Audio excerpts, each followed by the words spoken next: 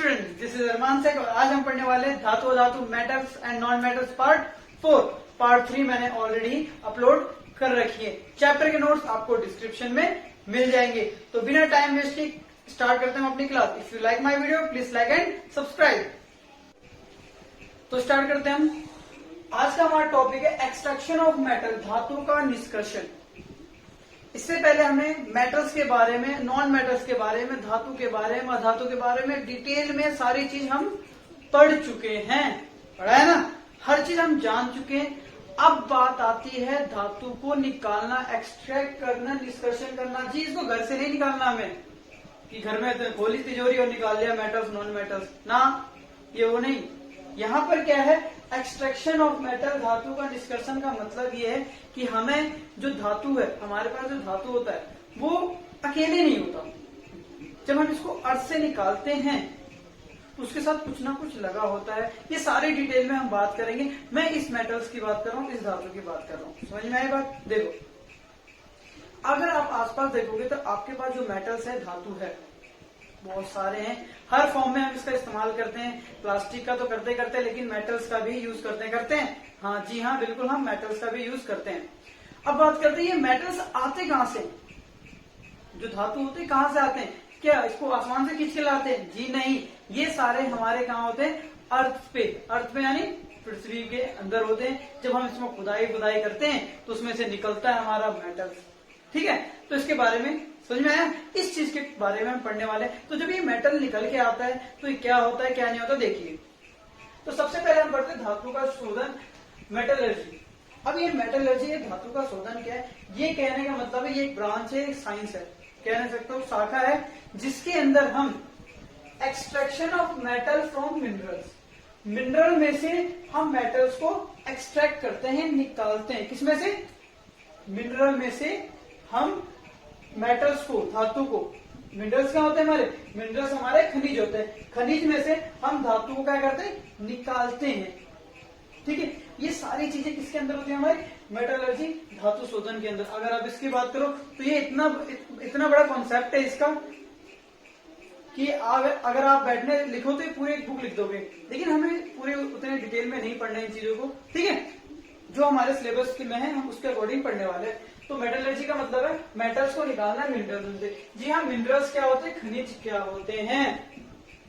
तो जब हम कभी खुदाई करते हैं, कुछ भी करते हैं, तो वहां पर जो हमें मेटल्स मिलता है वो क्या होता है? वो हमारा खनिज के फॉर्म में होता है, मिनरल्स में होता है।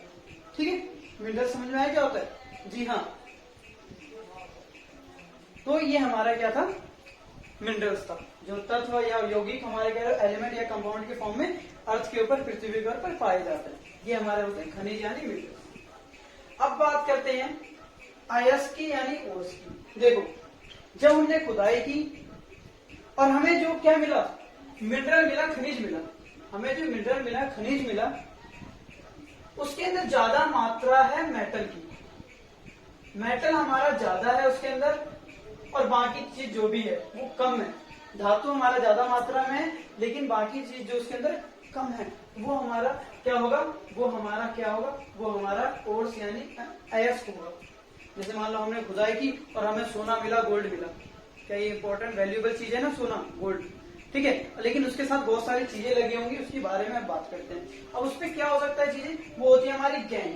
गैंग यानी देखो क्या होता है, जो हमारा खुदाई करते हैं, जो हम क्या निकालते हैं? खनिज निकालते हैं, खनिज।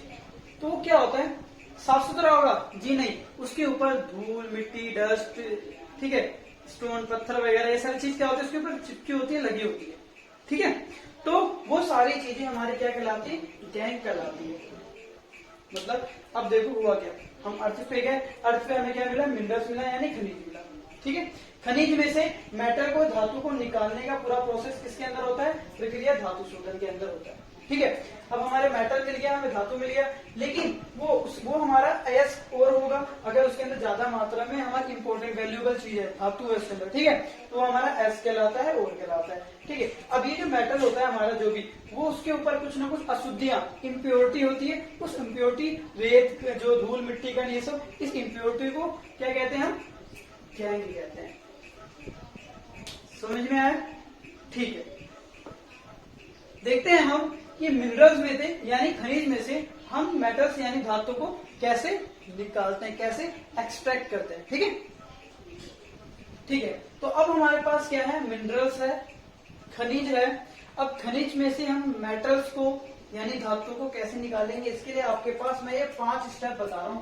आपको ये 5 स्टेप अच्छे से याद कर लेने, किस तरीके से, किस प्रोसेस से हम क्या करेंगे। अभी हमारे पास अयस्क होगा, अयस्क मतलब खनिज होगा, और हम क्या निकाल लेंगे, मेटल निकाल लेंगे, जिसका इस्तेमाल हम करेंगे। तो देखो, सबसे पहला स्टेप है क्रशिंग ऑफ ओर। हमारे पास जो ओर है, हमारे पास जो अयस्क है, क्या है हमारे पास, हमारे पास जो अयस्क है, इस अयस्क का, इस ओर का, ये हमें बहुत बड़े, अगर मान लो खुदाई करते हैं तो छोटे छोटे तो ना मिलता है मेटल, बहुत बड़े बड़े मिलते हैं। ठीक है, तो हम इसको करेंगे टोटे टोटे टोटे, यानी छोटे छोटे टुकड़ों में इसको तोड़ देंगे, कन्वर्ट कर देंगे। क्यों करेंगे, अरे भाई आसानी हो जाएगी ना हमें निकालना मेटल। हाँ, तो हम पहला प्रोसेस क्या करते हैं, सबसे पहले हम इसको टोटे टोटे कर देते हैं। करने के बाद आता है हमारा सेकंड, फर्स्ट हो गया सेकंड, कंसंट्रेशन ऑफ ओर। अयस्क का कंसंट्रेशन कैसे करते हैं, कंसंट्रेशन का मतलब क्या है, यहाँ पर हमारे पास जो टोटे टोटे करके जो हमारे पास मेटल आया है, यहाँ पर मान लीजिए हमारा जो मेटल था बहुत इतना बड़ा था, इसको हमने क्या करते टोटे टोटे कर दिए। अब हमारे पास जो क्या आ गया, कंसंट्रेशन ऑफ ओर करेंगे, तो हमारे पास जो आए हैं ये टोटे टोटे जो है हमारे पास है, ये जो छोटे छोटे टुकड़ों में ये जो हमारे पास आए क्या, ओर्स आए, अयस्क का, इसका क्या करेंगे हम कंसंट्रेशन। देखो अब इसमें कुछ इम्प्योरिटी होगी, क्या होगी, जब तक ना गैंग, ये क्या होंगे, इसके ऊपर कुछ ना कुछ तो लगा होगा, कुछ ना कुछ तो पार्टिकल लगा होगा, गैंग बताया ना मैंने आपको। हाँ, इसको अलग करते हैं हम, समझ में आई बात मेरी। हम इसके ऊपर धूल मिट्टी कण जो होते हैं, गैंग्स को हम इसके ऊपर से हटाते हैं, इसके लिए हमारा सेकंड स्टेप होता है। ठीक है, अब इसको हम 3 तरीके यहाँ पर मैं बता देता हूँ आपको। ठीक है, ये आपके नॉलेज के लिए बता रहा हूँ मैं सारी चीजें। देखो ग्रेविटी सेपरेशन क्या होता है, ये सारी चीजें ना मशीनों द्वारा होती है, बड़ी बड़ी मशीनें वगैरह होती है, वो इन सबको करती है। ठीक है, तो ग्रेविटी सेपरेशन का मतलब ये होता है, एक तरह का कह सकते हो जिसके अंदर ग्रेविटी का इस्तेमाल किया जाता है। ग्रेविटी का इस्तेमाल किया जाता है, मान के चलो कुछ इस तरह का मशीन होता है। ठीक है, मान लो ये हमारा क्या है, ये हमारा जो भी है गैंग वगैरह है, ओ सॉरी अयस्क क्या है हमारा। ठीक है, इसको हम रखते हैं, ये कुछ ज्यादा ऐसा बना दिया मैंने, ये थोड़ा इस टाइप का स्ट्रक्चर टाइप का होता है। जैसे ही यहाँ पर हम इसको साफ करना शुरू करते हैं तो होता क्या है, इसके ऊपर हम जैसे ही वाटर डालते हैं, क्या डालते हैं, पानी डालते हैं, वाटर डालते हैं, तो जो भी हमारा ये जो अयस्क होता है वो तो इन गड्ढों में आ जाता है। समझ में आया, जब हम यहाँ से शुरू करते हैं, ऐसा हमारा मशीन है, हम समझाने की कोशिश कर रहा हूँ आपको, तो क्या होता है, ये जो चीजें होती हैं इसके ऊपर जो इम्प्योरिटी होती है, ठीक अशुद्धियां होती है, वो वाटर से, किससे, वाटर से धुलकर सारी नीचे आ जाती है, और जो हमारा प्योर अयस्क बचता है वो हमारा कहाँ चला जाता है, इन गड्ढों में अटक जाता है। और इस तरीके से क्या होता है, इससे जो हमारी क्या थी गैंग्स थी वो धुल जाती है। सेकेंड स्टेप है हमारा मैग्नेटिक सेपरेशन। ठीक है, इस मैग्नेटिक सेपरेशन में क्या करते हैं, मैग्नेटिक सेपरेशन आपका दूसरा तरीका है, इसमें मैग्नेट होता है, एक तरह का मशीन होगा जिसमें क्या होगा, मैग्नेट लगा होगा और वो घूमता रहता है, रोल करता रहता है। रोल करता है तो होता है क्या है, देखो मान के चलो ये हमारा एक मशीन है। ठीक है, अब ये रोल कर रहा है, इसके ऊपर मैंने सारा क्या रख दिया है, ये हमने सारा क्या रख दिया है, ये हमने सारा रख दिया है इसके ऊपर अयस्क, जिसके ऊपर क्या है, इम्प्योरिटी है, हमने रख दी। अब होगा क्या, इस पे जो इम्प्योरिटी है, अशुद्धियां हैं, क्या होंगी, क्या वो मैग्नेट से चिपक सकती है, नहीं ना। गंदगी जो होती है, धूल मिट्टी करके हम चुंबक से चिपकते हैं, नहीं। ठीक है, तो ये क्या होंगे, जब ये मशीन चलेगा तो जो हमारे मेटल्स होंगे, एस, वो जो हमारा अयस्क है जो हमारा, वो क्या करेगा, इस मैग्नेट के ऊपर चिपक जाएगा, और जो भी गंदगी होगी वो इस मशीन द्वारा कहीं ना कहीं निकाल दी जाएगी। तो ये हमारा मैग्नेटिक सेपरेशन हम इस तरह से करते हैं, यानी गंदगी बाहर और मेटल, देखो जो हमारा अयस्क है, क्या है, अयस्क जो है हमारा खनिज जो है वो हमारा मेटल है, वो इस पर चिपक जाएगा। अभी फोर्थ फ्लोटेशन क्या होता है, इस फोर्थ फ्लोटेशन में होता क्या है, देखो हमने एक लिक्विड तैयार किया, इस लिक्विड में हमने ऑयल डाला और हमने वाटर डाला है, ऑयल डाला है और वाटर डाला है। ठीक है, तो ऑयल और वाटर डालने से क्या होगा, अब यहाँ पर जो हमारे पास क्या है, ये टोटे टोटे, ये जो हमारा अयस्क है इसके ऊपर जो गंदगी है, इसमें क्या होगा, फोर्थ मतलब तैरना, ठीक है। इसमें दो चीज होगा, जो हमारा ओर्स होगा, एस्क होगा, वो क्या होता है, वो ऑयल्स के साथ चिपक जाता है, ठीक है, ऑयल्स के साथ चिपकता है। और जो हमारी गंदगी होती है, अशुद्धियां होती है, वो हमारी वाटर के साथ चिपक के चली जाती है। अब आपको पता है ऑयल्स क्या होते हैं, हल्के होते हैं, जिस वजह से वो चीज ऊपर आता है, और वाटर क्या होता है, थोड़ा भारी होता है, जिस वजह से वो नीचे आता है। अब होता क्या है, यहाँ से जो भी हमारी अशुद्धियां होती हैं, ठीक है, इम्प्योरिटी, वो सारी नीचे चली जाती है, और ऑयल के साथ जो हमारा क्या लगता है, जो एस होता है प्योर, जो शुद्ध हो चुका है, वो हमारा ऊपर आ जाता है। तो इस तरीके से क्या हुआ, सेकेंड स्टेप में हमने क्या सीखा, हमने सेकेंड स्टेप में सीखा जी, क्या सीखा कि जो टोटे टोटे करके हमारे पास एस आया था, उसको कैसे हमने क्या निकाल दिया, गैंग से निकाल दी, अशुद्धियां हमने निकाल दी, ठीक है। लेकिन क्या अभी हमें मेटल्स मिल गया, जी नहीं, अभी आपको ये मेटल नहीं मिला, अभी ये मेटल नहीं मिला, ठीक है। अब हमारा आता है थर्ड स्टेप। थर्ड स्टेप में क्या होता है, conversion of ore. Conversion of ore का मतलब है हम क्या करते हैं, मेटल ऑक्साइड बनाते हैं, मेटल ऑक्साइड यानी धातु ऑक्साइड, धातु ऑक्साइड बनाते हैं। अब देखो धातु ऑक्साइड बनाते हैं क्यों है, देखो ये भी स्टेप में समझा देता हूं आपको। क्योंकि जब हमारा एस जो हमें मिला है, जो हमारा खनिज मिला है, उसको अगर मैं ऑक्साइड में बदल दूं, मेटल ऑक्साइड में बदल दूं, तो हमें उसको मेटल, हमें उसको अलग करना, किससे, धातु को निकालना, मेटल को निकालना आसान हो जाता है। बात समझ में? हाँ, तो हम क्या करते हैं, जो भी चीज हमारे सेकंड प्रोसेस से आती है, हम उसको ऑक्साइड में बदल देते हैं, ऑक्साइड बदल देते हैं। ऑक्साइड में बदलने से क्या होता है, धातु को यानी मेटल को निकालना हमारा क्या हो जाता है, आसान हो जाता है। अब जी हम करते क्या है, reduction of metal oxide. Fourth step में क्या करते हैं, अब हमारे पास जो यहाँ पर हमने मेटल ऑक्साइड बनाया, धातु ऑक्साइड आया, अब यहाँ पर जैसे ही हमारा धातु ऑक्साइड आएगा, मेटल ऑक्साइड आएगा, हम उसमें से क्या करेंगे, मेटल को अलग कर देंगे। किसको अलग कर देंगे, मेटल को अलग कर देंगे, किससे, ऑक्साइड से। हम धातु को क्या करेंगे, अलग कर देंगे, किससे, हाँ, ऑक्साइड से। तो धातु अलग, ऑक्साइड अलग। जी हाँ, आपको क्या मिल गया, धातु मिल गया, मेटल मिल गया। अब उसका फिर प्योरिफिकेशन, अब उसको अब अपने से जैसे मर्जी प्योर करना है, क्योंकि जो चीज वहां से आई है और जो आपको यूज करने के लिए डायरेक्ट यूज कर लेते हो कि आप किसी भी मेटल को, धातु को थोड़ा सा उसको प्योरीफाई करना पड़ता है, कैसे भी हम करते हैं। देखो, तो यहाँ पर हमने क्या पढ़ा, फिर 5 स्टेप दोबारा देखो। हमारे पास जो एस होता है और होता है, हमारे पास जो एस होता है और होता है, वो बहुत बड़े बड़े होते हैं, उसको हम टोटे टोटे छोटे छोटे करते हैं, तोड़ ताड़ देते हैं, पहला स्टेप करते हैं। उसके पास सेकंड स्टेप, इसमें क्या करते हैं, जो हमारे पास छोटे टोटे करके छोटे छोटे टुकड़े आते हैं, उस पर जो गैंग होती है, अशुद्धियां होती है, इम्प्योरिटी होती है, उसको हम क्या करते हैं, हटा देते हैं। उसके बाद जो हमारे पास जो और आता है, आयस का आता है, उसको हम किसमें बदलते हैं, धातु ऑक्साइड यानी मेटल ऑक्साइड में बदलते हैं। क्यों बदलते हैं, ताकि हमें आसान हो जाए मेटल को निकालना, ठीक है। तो हम उसके बाद ऑक्साइड, यहाँ पर क्या करते हैं, फोर्थ स्टेप में हम मेटल को और ऑक्साइड को अलग कर देते हैं, और हमारे पास क्या आ गया, मेटल आ गया। हाँ, मतलब एक्सट्रैक्शन ऑफ मेटल, धातु का निष्कर्षण हमने कर दिया। अभी रुको, अभी हम क्या है, मैंने ये चीज तो आपको अच्छे से बता दी सेकंड स्टेप, लेकिन अब हम बात करें कन्वर्जन ऑफ ओर। भाई मेटल को ऑक्साइड में कैसे बदलेंगे, हाँ ये पढ़ते हैं। अब थर्ड स्टेप को मैं अच्छे से समझाता हूँ। देखो थर्ड स्टेप क्या था हमारा, कन्वर्शन ऑफ ओर। क्या था, कन्वर्शन ऑफ मेटल ऑक्साइड बनाना, धातु ऑक्साइड बनाना। तो देखो हम धातु ऑक्साइड कैसे बनाते हैं। पहला प्रोसेस है गर्म करके बाय हीटिंग।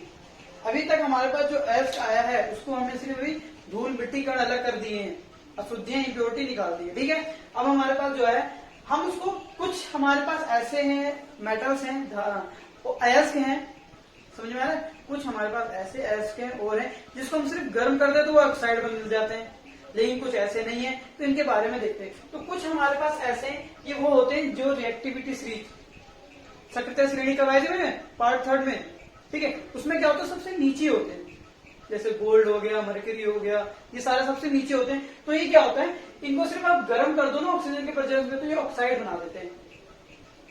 देखो यहाँ पर जो हमारा HgS है, ये हमारा एक और है, अयस्क है, ठीक है। क्यों है ये, क्योंकि यहाँ पर आपका जो मेटल है, धातु है, वो Hg एक धातु है, मेटल है, और एस लगने की वजह से ये कंपाउंड बन रखा है, यौगिक बन रखा है, और ये एक अयस्क है और है। तो इस और में से मुझे इस Hg को अलग करना है, मरकरी को अलग करना है। तो हम क्या करेंगे, सबसे पहले इसको ऑक्साइड में बनाएंगे थर्ड स्टेप में। तो ऑक्साइड में कैसे बदलता है, ये रिएक्टिविटी सीरीज में सक्रिय श्रेणी में सबसे नीचे होता है। तो इसको बस ऑक्सीजन की उपस्थिति में हीट कर दो, गर्म कर दो, तो ये क्या बदल जाता है, ऑक्साइड। जैसे यहाँ पर मरकरी ऑक्साइड बना दिया, इसमें बदल गया, ये SO2 अपना अलग हो गया, हमें उससे मतलब नहीं, हमें इससे मतलब है, क्या ऑक्साइड बन गया। हाँ, अब यहाँ से मेरा मरकरी को अलग करना बहुत ज्यादा इजी होगा, वो हम देखेंगे फोर्थ स्टेप में, ठीक है। अभी हम थर्ड स्टेप की बात करते हैं। लेकिन कुछ हमारे मेटल्स ऐसे हैं जो सिर्फ गर्म करने से उनका काम नहीं चलता, तो जी हाँ, उनके लिए हमें क्या करना पड़ता है, जी हाँ, उनके लिए हमें भर्जन यानी रोस्टिंग करना पड़ता है, या तो निष्पादन यानी कैल्सिनेशन करना पड़ता है। अब ये भर्जन और निष्पादन के बारे में हम अच्छे से देखते हैं, रोस्टिंग और कैल्सिनेशन क्या होता है। देखो, अगर हमारा मेटल किसके साथ है, सल्फाइड के साथ है, ठीक है, तो ये हमारा क्या हुआ, यहाँ पर जो मेटल है इसको अलग करने के लिए हम भर्जन यानी रोस्टिंग करते हैं। अभी रोस्टिंग क्या है, देखो, जब हमारा कोई भी हमारा सल्फाइड अयस्क होता है, ठीक है, सल्फाइड और होता है, तो उसको हम जस्ट ऑक्सीजन की प्रेजेंस में अगर हीट करेंगे तो वो किस में कन्वर्ट हो जाएगा, ऑक्साइड में कन्वर्ट हो गया। जी हाँ, ये ऑक्साइड में कन्वर्ट हो गया, तो इसको हम भर्जन कहते हैं। ऐसा आप मान सकते हो, यहाँ पर भी हमने एक तरह से ये भी भर्जनी में के अंदर आ जाएगा आपका, ये भी हमारे किसके अंदर आ जाएगा, रोस्टिंग के अंदर ही आ जाएगा, ठीक है। निष्पादन क्या होता है, जब भी हमारा कार्बोनेट अयस्क होता है, हमारा कोई और जो होता है वो कार्बोनेट के साथ होता है, ये CO3 क्या है, कार्बोनेट है, और ये हमारा धातु या मेटल है, तो ये पूरा क्या है, अयस्क है यानी और है। इसमें से मुझे इस जिंक को Zn को अलग करना है, जो कि मेरा एक मेटल है, धातु है। तो हम क्या करते हैं, इसको अगर मैं हीट कर दूं, गर्म कर दूं, तो ये किसमें बदल जाता है, हमारा ऑक्साइड में कन्वर्ट हो जाता है, कार्बन डाइऑक्साइड अलग हो जाती है। तो क्या ये ऑक्साइड में बदल गया, हाँ जी, ये आपका जिंक ऑक्साइड बन गया, तो यहाँ से ऑक्साइड में अलग हो गया। तो यहाँ पर अगर आप बेसिक से देखो तो हमारे पास मेटल ऑक्साइड बनाने के दो तरीके हैं। दो तरीके कौन है, पहला हमारा भर्जन है, रोस्टिंग है, दूसरा हमारा निष्पादन है यानी कैल्सिनेशन है। दोबारा देखते हैं, रोस्टिंग यानी भर्जन क्या होता है, जिसमें हम ऑक्सीजन की उपस्थिति में उसको गर्म करते हैं तो ऑक्साइड में बदल जाता है, ठीक है। इसी तरह अगर निष्पादन या कैल्सिनेशन की बात करूं, अगर वो कार्बोनेट के फॉर्म में कार्बोनेट के साथ होता है हमारा मेटल, तो हम उसको क्या करते हैं, डायरेक्टली हीट कर देते हैं, गर्म कर देते हैं, तो वो हमारा किसमें कन्वर्ट हो जाता है, ऑक्साइड में कन्वर्ट हो जाते हैं। तो ये दो तरीके हैं हमारे पास क्या, ऑक्साइड में बदलने के। अब हमने क्या देखा, हमने थर्ड स्टेप कंप्लीट कर लिया। दोबारा देखें एक बार, हमने क्या पढ़ा, टोटे टोटे कर दिए, उसके ऊपर से इंप्योरिटी अशुद्धियां निकाल दी, अब हमने उसको ऑक्साइड बना दिया। क्या बना दिया, ऑक्साइड बना दिया। अब हमारा आता है फोर्थ स्टेप, अब हम सीधा मेटल को अलग करेंगे। तो यहाँ पर जो मैं कराने वाला हूँ आपको, अब मैं यहाँ पर अलग अलग लेके चलता हूँ, जो सबसे ज्यादा अभिक्रियाशील है या जो सबसे कम अभिक्रियाशील है, जो ठीक है, जो सबसे कम अभिक्रियाशील है, इनको कैसे अलग करेंगे ऑक्साइड से, तो इनको हम बारी बारी देखते हैं। तो हमारा टॉपिक है कि हाँ, सक्रियता श्रेणी में नीचे आने वाले धातुओं का निष्कर्षण, how to extract metal low in the reactivity series, ठीक है। तो हम देखते हैं, मान लो ये हमारा एक क्या है, अयस्क था, ये हमारा एक और है, इसको हमने फर्स्ट स्टेप में क्या किया होगा, जी हाँ, हमने इसमें फर्स्ट स्टेप को टोटे टोटे कर दिए होंगे, छोटे छोटे टुकड़े कर दिए होंगे। सेकंड स्टेप में इसमें से गैंग वगैरह अशुद्धियां वगैरह निकाल दी होंगी, ठीक है जी। थर्ड स्टेप क्या करते हैं, ऑक्साइड में कन्वर्ट करते हैं। तो ऑक्साइड में कन्वर्ट करने के लिए मैंने आपको क्या बताया, ऑक्साइड में कन्वर्ट करने के लिए हम हीट कर देते हैं, ठीक है। हम क्या करेंगे, जस्ट इसको गर्म करेंगे ऑक्सीजन की उपस्थिति में, जैसे मैंने आपको बताया था।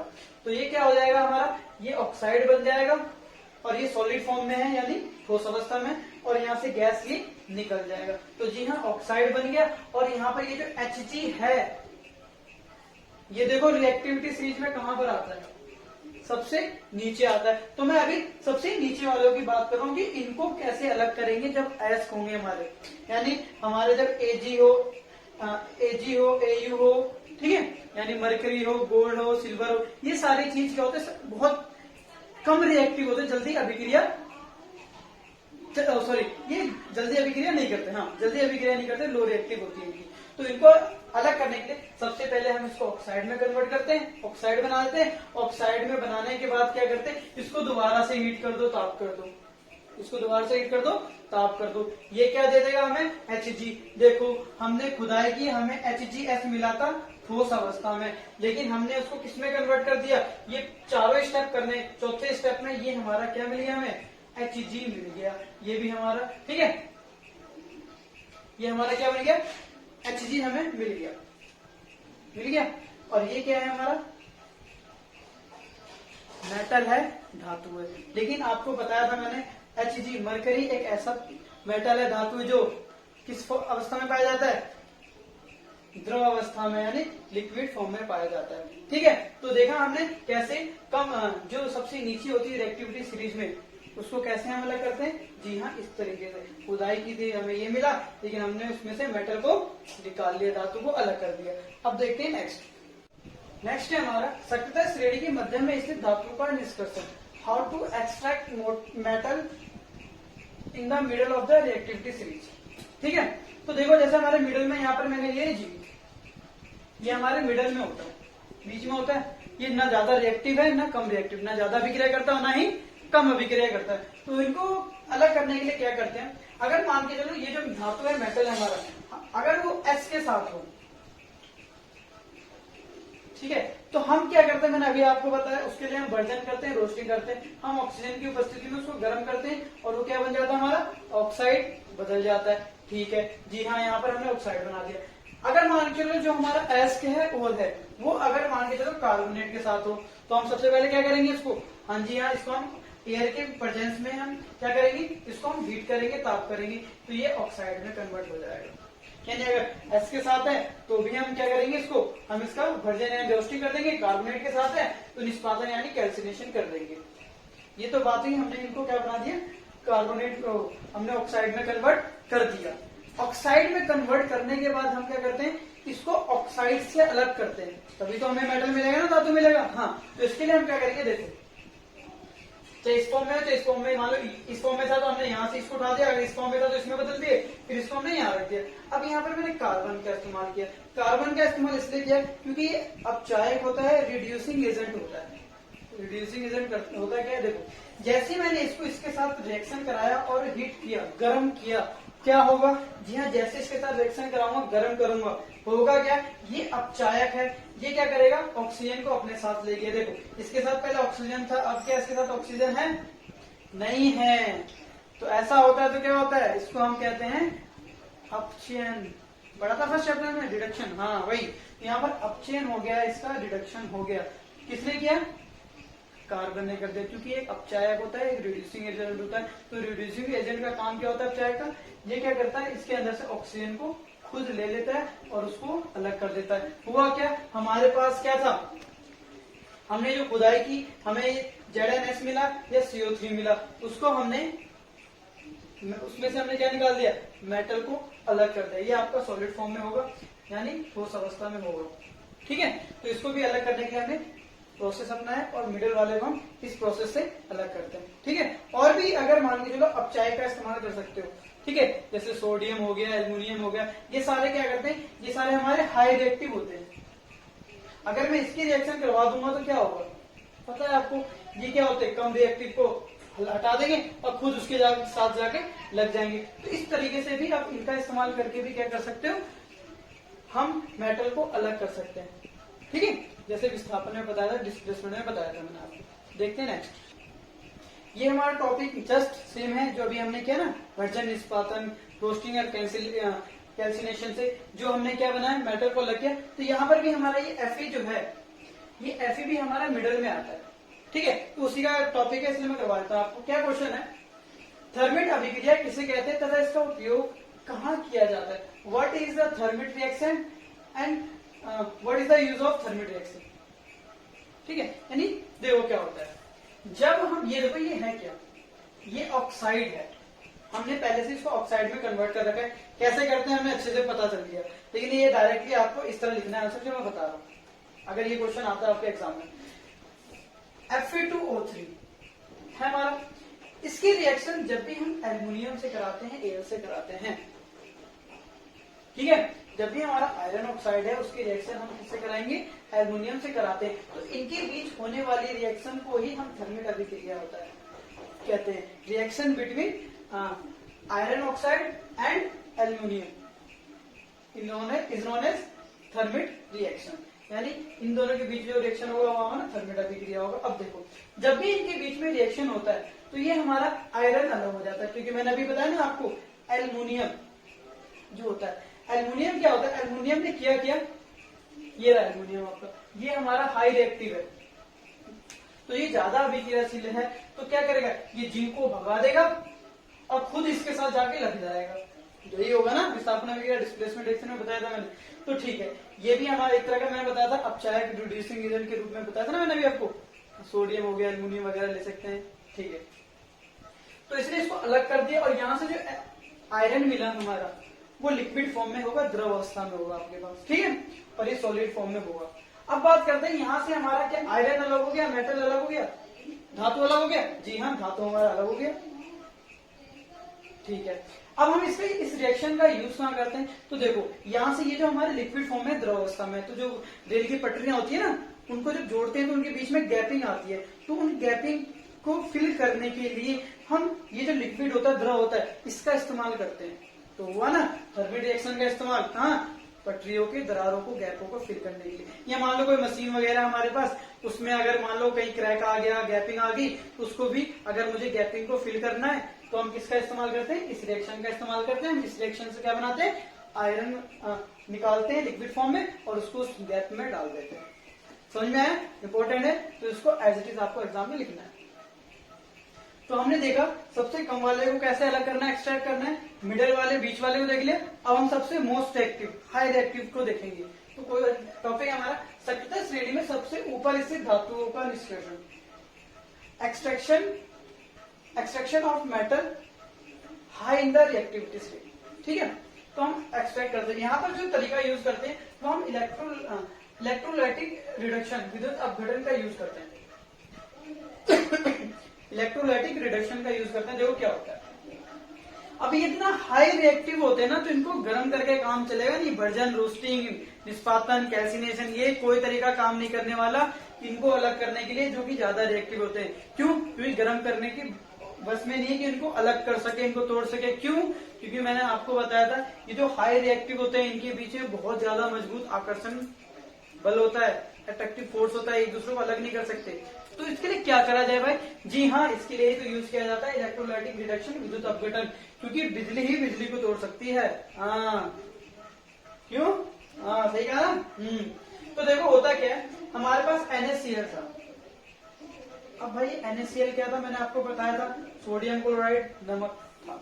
ये आयनिक कंपाउंड है, इनके बीच में आयन्स है। ठीक है, तो इनको ब्रेक कैसे किया जाए, तो देखो हम क्या करते हैं, हम जैसे इसमें इलेक्ट्रोलाइटिक रिडक्शन करते हैं, हम इलेक्ट्रिसिटी फ्लो करवाते हैं, विद्युत डालते हैं। तो इलेक्ट्रिसिटी देने से होता क्या है, ये ब्रेक हो जाते हैं, अलग अलग हो जाते हैं। क्योंकि हमारा एक कैथोड होता है, जैसे अगर मान लो कैथोड में क्या हो गया, एक हमारा इस तरह का लिक्विड हो गया, ये कैथोड हो गया।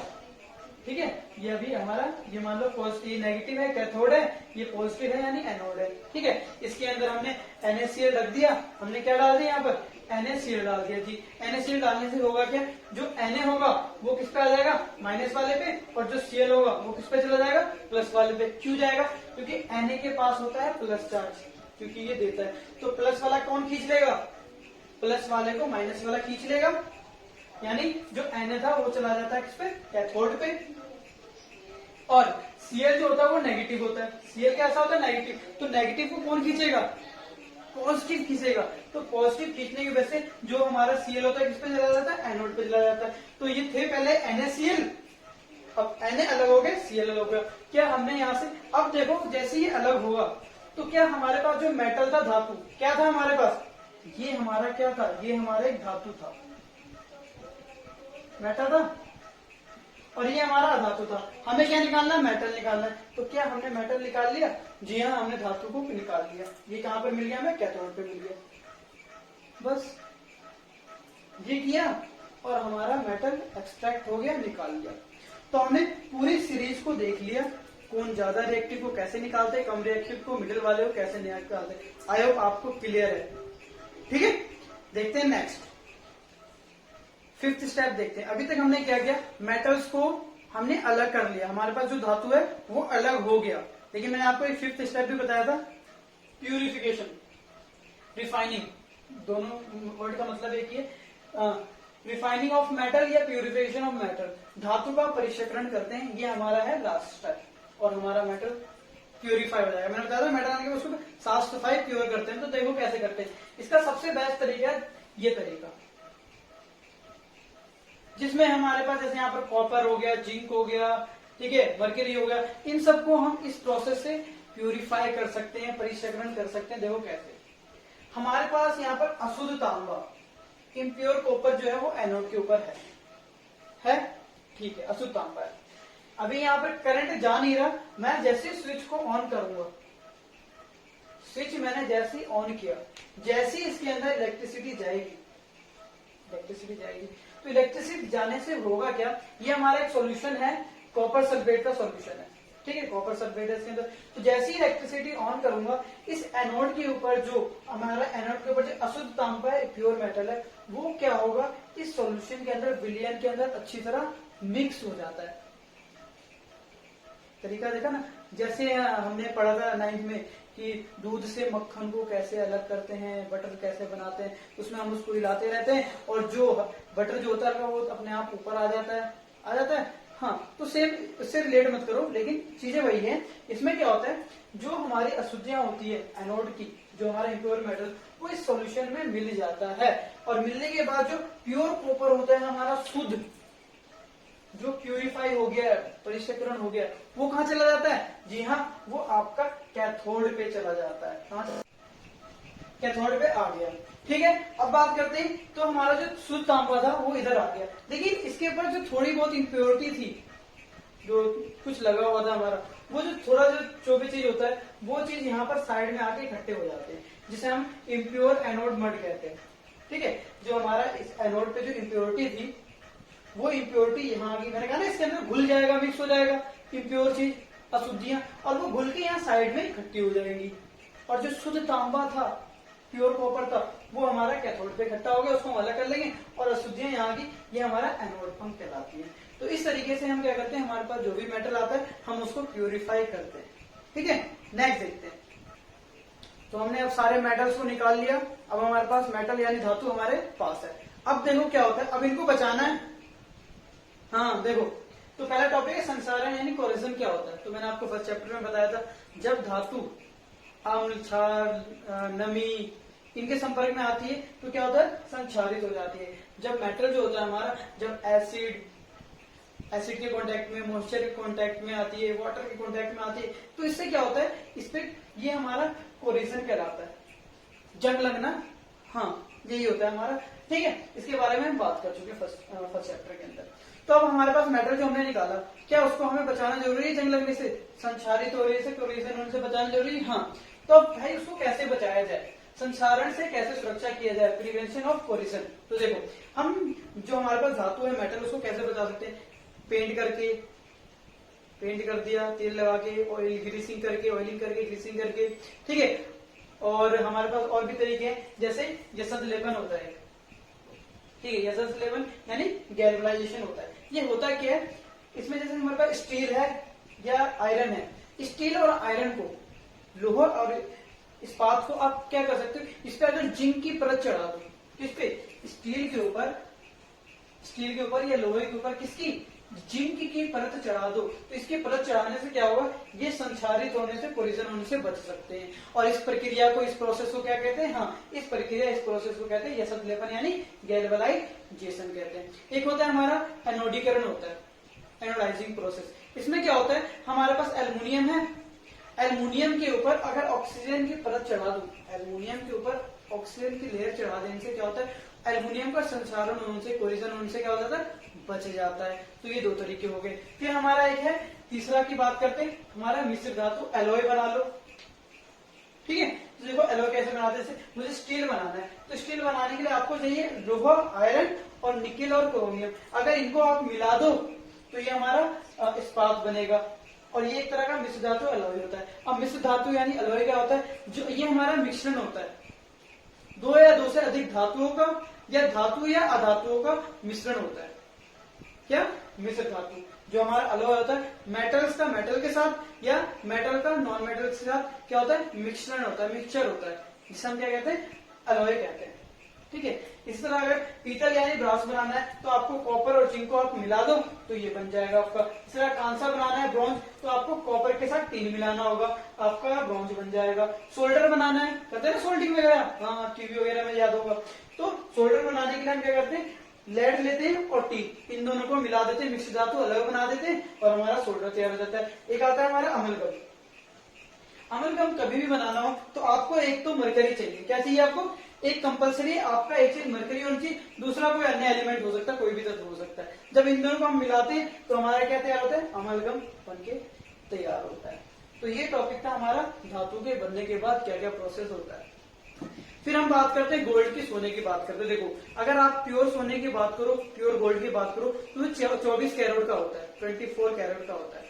लेकिन ये क्या होता है, सॉफ्ट होता है बिल्कुल, ठीक है, सॉफ्ट होता है, मुलायम होता है। तो इससे हम जो हमारी ज्वेलरीज होती हैं, गहने होते हैं, हम नहीं बना सकते।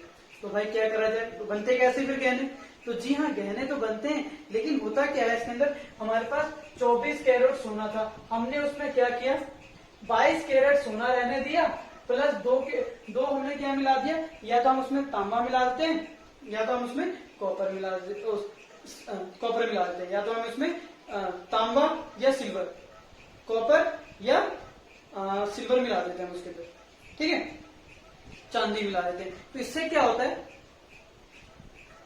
इसके जो ये सॉफ्ट था ये हार्ड बन जाता है। समझ में आई बात है। तो उसमें होता क्या है, अगर आप देखा जाए तो जब आप ज्वेलरी लेके आते हो तो वो आपका सिर्फ 22 कैरेट होता है सोना, उसके अंदर सिर्फ 22 कैरेट होता है, ठीक है। 2% हम उसमें क्या मिला देते हैं, तांबा या कॉपर मिला देते हैं, ठीक है। तांबा कॉपर तरीके होता है, तांबा और सिल्वर मिला देते हैं, ठीक है, चांदी मिला देते हैं। तो इनके मिलाने से क्या होता है, हमारा ज्वेलरी यानी हमारा जो गहना तैयार होता है। कितनी बार क्या होता है, सुनार क्या काम करते हैं कि 22 कैरेट भी नहीं देते, ये और कम कर देते हैं। अगर आप अच्छे से ज्वेलरी लोगे तो 22 कैरेट का होगा। वैसे एडवर्टाइजमेंट आप देखोगे तो आती रहती है, शुद्ध 24 गोल्ड का सोना यहाँ पर मिलता है। लेकिन मैं आपको बता दूं, कोई भी ज्वेलर्स आपको 24 कैरेट का सोना नहीं दे सकता। क्यों नहीं दे सकता, भाई ज्वेलरी बनी नहीं सकती ना 24 कैरेट की। याद रखना पॉइंट, अगर कोई ऐसा बोलता है तो धोखाधड़ी कर रहा है वो। 24 कैरेट का गोल्ड जो ज्वेलरी नहीं मिलती वो होगा 22 होगा। ये लोग क्या करते हैं, मिलावट कर देते हैं। कितनी बार ज्यादा पैसा कमाने के लिए क्या करते हैं, इसमें 18 कैरेट तो आपका गोल्ड होगा, बाकी सारा उसमें चांदी मिला रहे हैं, कॉपर मिला रहे हैं, समझ में आ रहा है, सिल्वर मिला रहे हैं, जिस वजह से क्या हो रहा है, गोल्ड की मात्रा कम है वो मिला दे रहे हैं। लेकिन आपको कहेंगे 24 कैरेट का गोल्ड सोना है, ज्वेलरी है। तो ठीक है, इन सब चीजों को आप फ्यूचर में देखना, चेक करना कितने कैरेट है कितने नहीं है, ये इन्फॉर्मेशन इसलिए मैंने दिया है आपको, ठीक है। तो यहाँ हमारा चैप्टर होता है खत्म। हमने इस चैप्टर की first part, second part, third part, fourth part देख लिया। बहुत अच्छे से समझ में आया होगा, मजा आ गया, ठीक है, हर चीज समझ में आ गया। लेकिन समझ में आने के बाद अब मैंने हमेशा आपको बताया है कि अगर आपको अच्छे मार्क्स स्कोर करने हैं साइंस के अंदर तो क्वेश्चंस को करना बहुत जरूरी है, बहुत इंपॉर्टेंट है। चाहे बुक के अंदर के क्वेश्चन हो, चाहे एक्सरसाइज के क्वेश्चन हो, दोनों को करना है ताकि आपको समझ में आए क्वेश्चन आ कैसे रहे। और कुछ इंपॉर्टेंट क्वेश्चन जो पिछले साल रिपीटेड हुए उन क्वेश्चनों को भी देखना है ताकि आपको एग्जाम का पैटर्न का पता चले कि किस तरह के सीबीएसई क्वेश्चन पूछती है इस चैप्टर से। तो हो सकता अब नेक्स्ट क्लास में होगा क्या, नेक्स्ट क्लास में मैं आपको इंपॉर्टेंट क्वेश्चन कराऊंगा इस चैप्टर से, ताकि आपका ये जो चैप्टर है बिल्कुल 100% कंप्लीट हो जाए और आप एक मार्क्स भी कहीं नहीं कटे आपका एग्जाम के अंदर, ठीक है। टारगेट अबव 90 ये रखना है हमें। तो मिलते हैं नेक्स्ट क्लास में नेक्स्ट कॉन्सेप्ट के साथ, क्योंकि कॉन्सेप्ट ही पावर है।